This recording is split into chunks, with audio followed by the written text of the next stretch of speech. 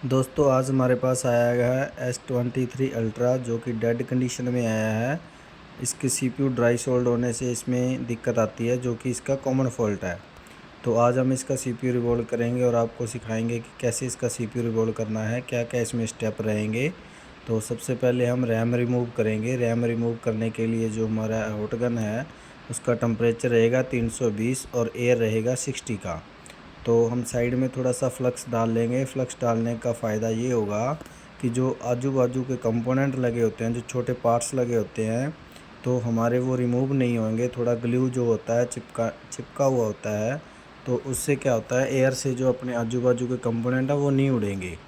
तो फ्लक्स देने से ये फ़ायदा होता है। और प्रॉपर रैम को हीट करना है। प्रॉपर रैम को हीट होने के बाद ही इसको रिमूव करना है।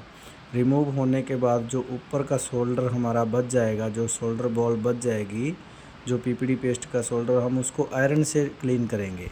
आयरन से क्लीन करने का ये फ़ायदा है कि जो सोल्डर बॉल होएगा वो अगल बगल उसके फैलेगा नहीं तो किसी आजू बाजू के जो कंपोनेंट होते हैं तो उनके बीच में फंस जाता है, जिससे कि प्रॉब्लम आती है शॉर्टिंग की, कोई कंपोनेंट लीकेज की।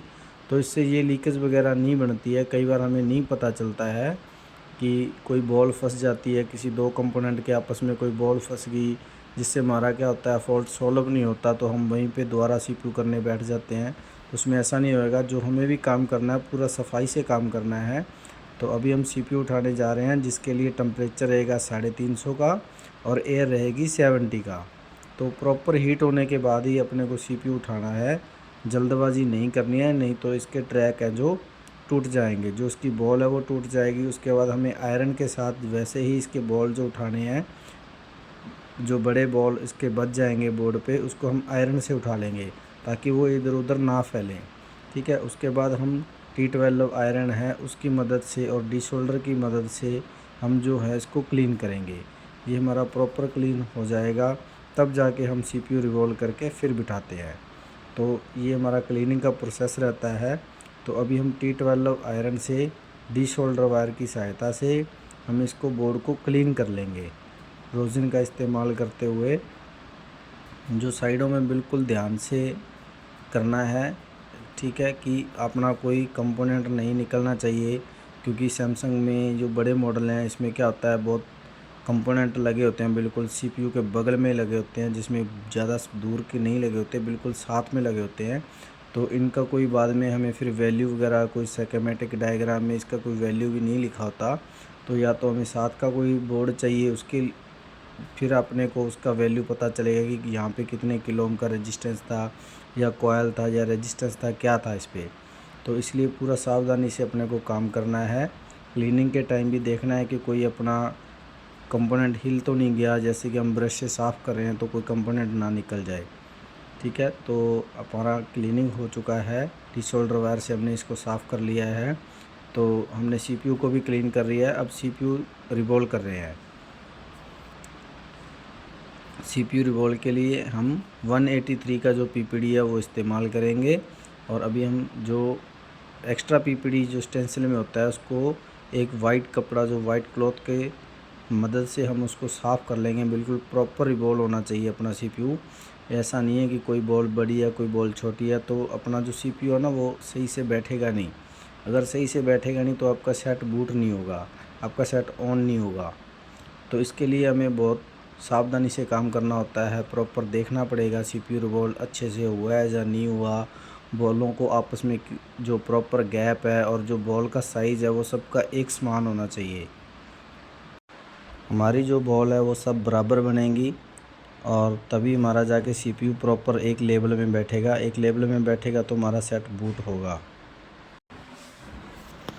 तो अभी हमने CPU रिवॉल्व कर लिया है। CPU को अच्छे से साफ़ कर लेंगे ताकि उसमें कोई PPD का कोई अंश है जो PPD ना उसमें फंसी हो। तो हम प्रॉपर तरीके से अच्छे से जांच करके फिर ही CPU को बिठाएंगे। थोड़ा सा फ्लक्स देके जो भी बॉल अपना कोई टेढ़ा है तो वो सेट हो जाएगा। फ्लक्स देना ज़रूरी होता है। कोई भी IC, चाहे आप कोई छोटा IC ही क्यों ना रिवॉल्व कर रहे हो, तो आपको फ्लक्स देके जो बॉल है वो प्रॉपर एक शेप में करनी ज़रूरी होती है। तो अभी हमने बोर्ड को क्लीन कर रखा है, हमारा CPU रिवॉल्व हो चुका है।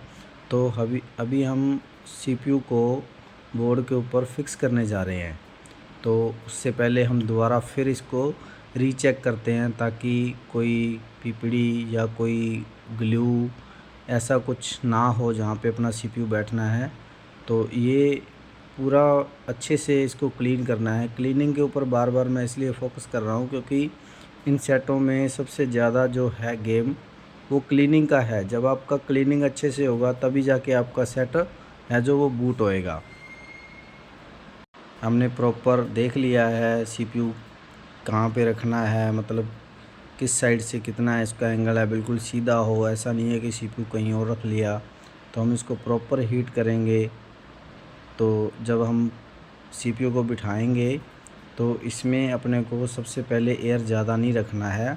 एयर हम रख रहे हैं 50 का और 320 का जो हीट है।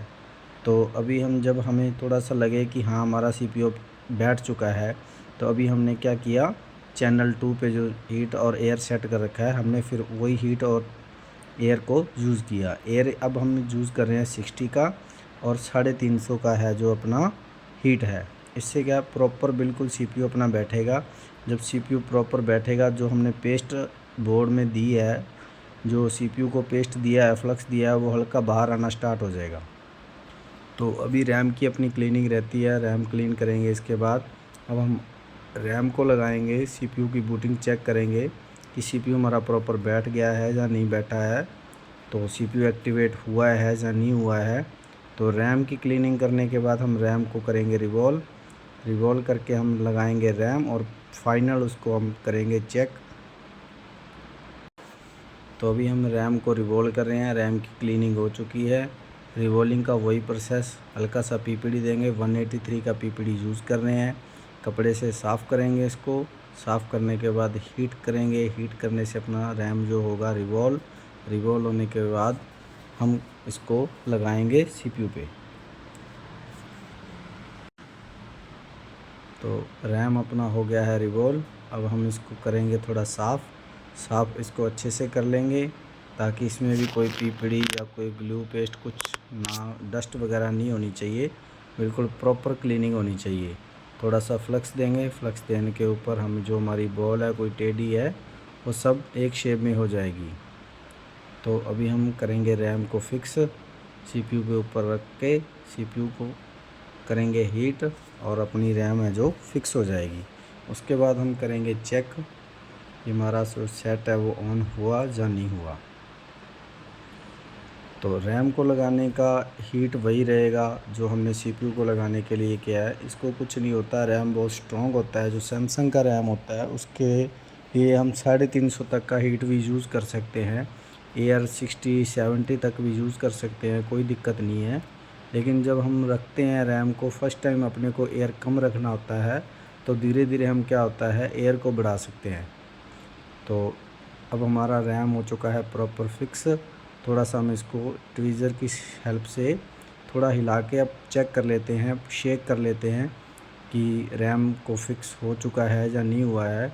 अब हमने जो साइड में टेपिंग किया था, ताकि जो साइड में आईसी लगे हैं, मैक्स पावर लगी है, ऑडियो आईसी होता है, वो प्रॉपर अपने को मतलब हीट नहीं जानी चाहिए उसको। तो हमने टेपिंग को कर लिया रिमूव। अब हम फ्रेम में लगाएंगे। फ्रेम में लगा के इसको करेंगे चेक कि हमारा सेट ऑन हुआ या नहीं हुआ। तो अभी हम आपको दिखा रहे हैं हमारा सेट ऑन हो चुका है S23 अल्ट्रा। अब इसको पूरा कंप्लीट होने के लिए थोड़ा वेट करेंगे, क्योंकि जब भी हम सीपीयू यूएफएस वगैरह रिवॉल्व करते हैं तो सेट थोड़ा बूट होने में टाइम लेता है। तो ये लोगो आ चुका है, वॉलपेपर आ चुका है कस्टमर का, इसमें पैटर्न लगा हुआ है। तो ये हमारा प्रॉपर रेडी हो चुका है फ़ोन। Thank you.